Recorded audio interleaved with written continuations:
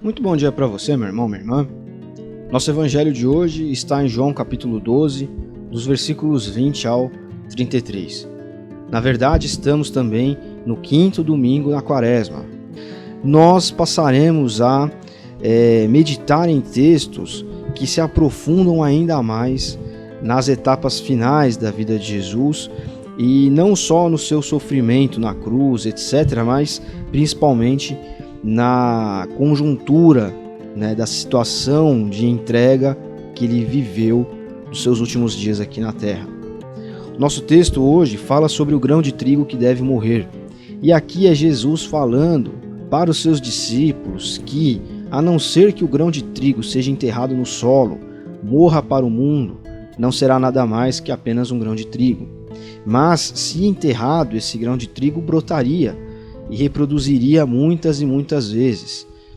E Jesus está querendo dizer, e ele vai explicar isso no versículo 25, que qualquer pessoa que se apega à própria vida, apenas como ela é, apenas à realidade em que vive, acaba se destruindo.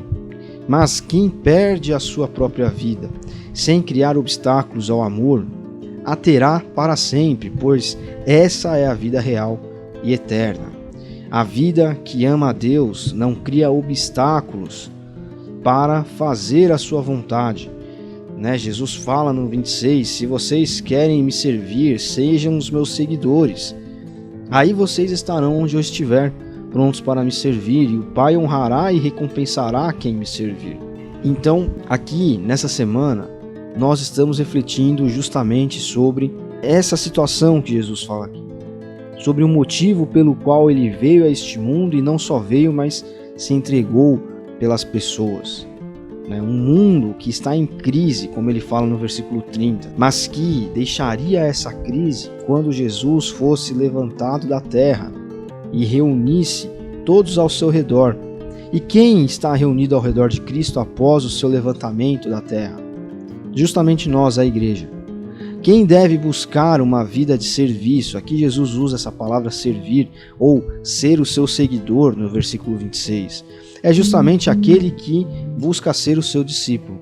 É justamente a igreja que está ao redor desse Jesus que foi levantado, ressuscitado, que deve buscar essa vida de abnegação pela vontade de Deus, não encontrando nesta existência o sentido para a vida, mas em algo maior, em algo que sucede a isso. Então, como nós podemos viver em pleno século XXI, da maneira como Jesus descreve aqui, sem se apegar à própria vida para não se destruir, mas perder a vida sem criar obstáculos pelo amor? É justamente a entrega, é justamente o serviço. Nós vivemos uma época, uma era, em que as pessoas são extremamente egoístas. A pessoa só pensa no que fizeram para ela, em como ela se sentiu. Ela só pensa que ela está fazendo e os outros não estão fazendo. Ela só pensa que ela trabalha a semana inteira e precisa descansar, então não vai à igreja. Ela só pensa que, não, primeiro eu cuido de mim, depois eu vejo a questão dos outros. A pessoa só pensa que, eu só vou à igreja. Minha função, minha vontade é só ir à igreja. Não faço mais nada além de ir à igreja, e isso é muito.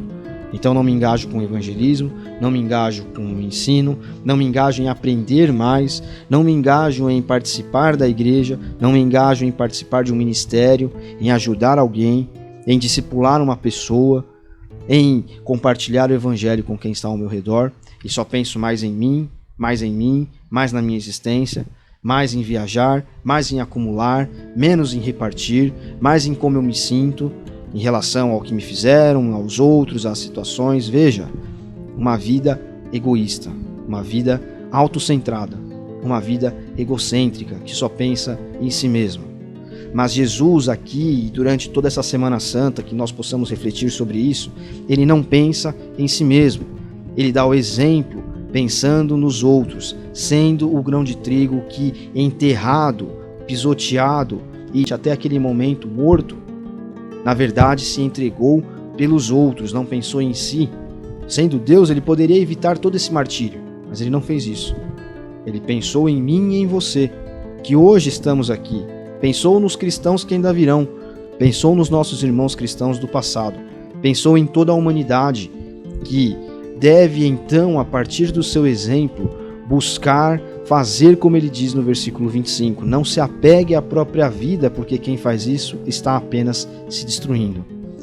Perca a sua vida sem criar obstáculos ao amor, e você terá essa vida para sempre, pois ela é a vida real e eterna. E no 26 ele complementa, o Pai honrará e recompensará quem me servir. Que essa frase final fique nas nossas mentes, na nossa cabeça, durante essa semana. Deus honra aquele que serve. E servir é não pensar em si mesmo, é pensar na igreja, na comunidade, é pensar no outro.